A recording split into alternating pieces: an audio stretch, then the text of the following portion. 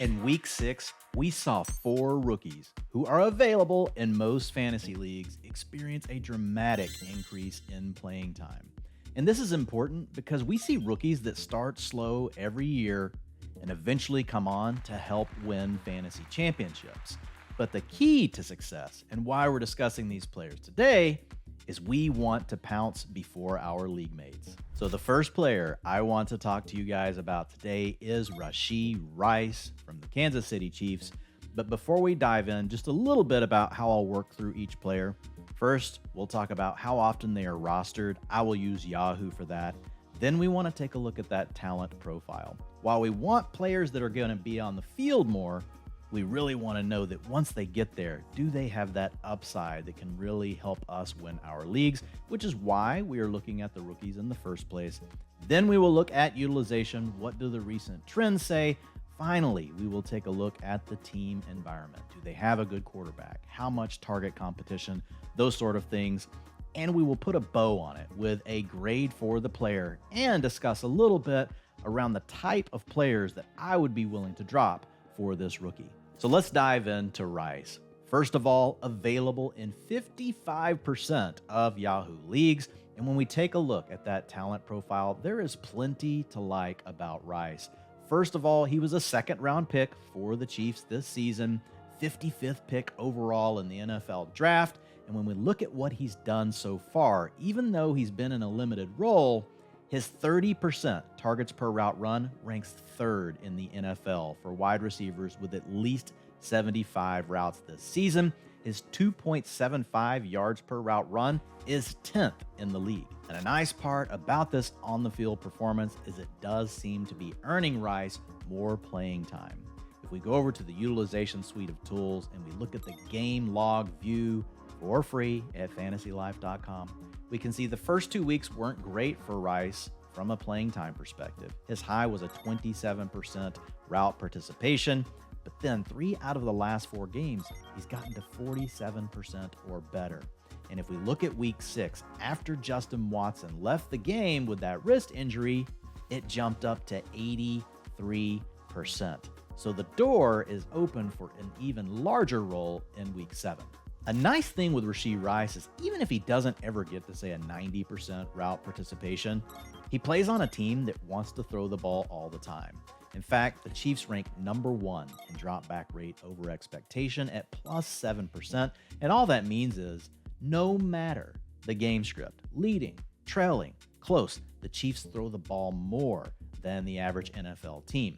And so Rice could have a 75 to 85% route participation and run as many routes as a wide receiver on a run-heavy team that might be 95% route participation. The other nice thing here is the depth chart. There's not a lot of competition for targets. It's Travis Kelce and then just a rotation of receivers. Valdez-Scantling, he's a deep threat, doesn't play all the time. We look at Sky Moore. Huge disappointment. His playing time has gone down since the start of the season. Kadarius Toney, he earns targets, but they like him in that gadget role, and they've not been willing to play him over 40% of the routes. So there's just a lot of room here for Rashee Rice to step up, and the Chiefs really need someone to fill that void. So to quickly summarize on Rice, he gets an A. It's the highest grade of the 4 rookies we're going to talk about today. We love the environment. Patrick Mahomes, pass first. If he earns a larger role, it's also in a great spot. Utilization trending in the right direction. And when we look at the talent, we know that there's a potential for a ceiling there. The other really nice thing, 4 of the last 6 games, he's been a top 36 wide receiver. So we can plug him into our lineups now. He gives us that long-term upside if the role grows, but we know we're facing a week where 6 teams are on bye. We've got a lot of injuries going around, so we can get him into a flex spot or our wide receiver 3 spot in some leagues this week and feel okay about it. There's a lot to like about Rashee Rice, and that makes him an easy player to pick up over names like Odell Beckham Jr., Josh Reynolds. You've got a bunch of wide receivers on bye week this week.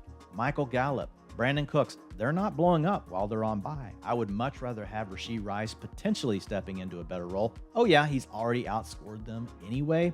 And then if you look at DJ Chark, you look at names like Tyler Boyd, those are all guys I would drop right now to get Rashee Rice on my roster. And for our second player, we're going to turn our attention to the tight end position and take a look at Michael Mayer from the Raiders. He was their second round pick in the NFL draft this year, and he is available in 95% of leagues. And this guy was right there with Sam Laporta and the other early round tight ends in our rookie supermodel. He came out at the 84th percentile, which actually ranked second. And guys that have reached that number, we've actually seen 86% of them go on to have a top 12 tight end finish in their first 3 years. 43% of them have gone on to have a top 6 finish.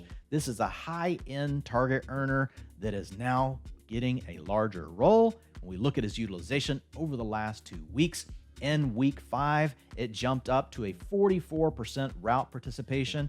And in week 6, he took over the starting role with a 67% route participation.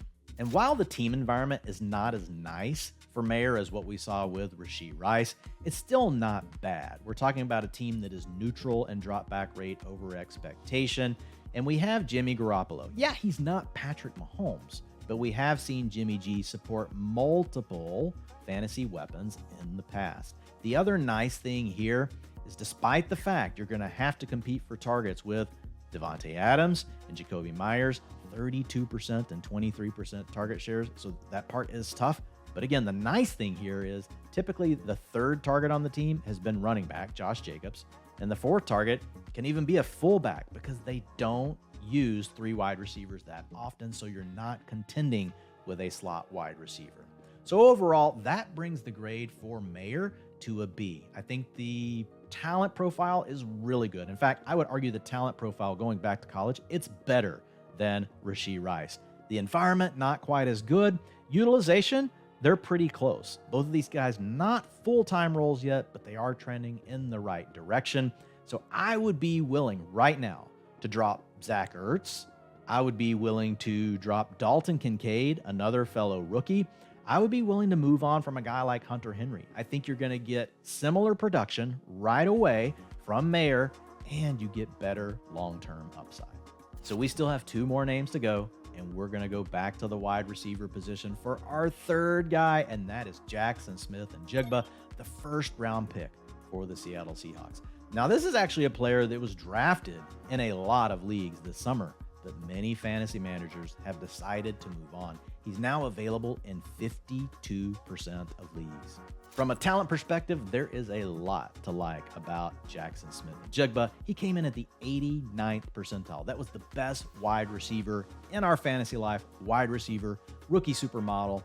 And when you look at the hit rates on players that have gotten to that threshold, we are talking about 70% getting to a top 24 wide receiver finish in their first 3 years.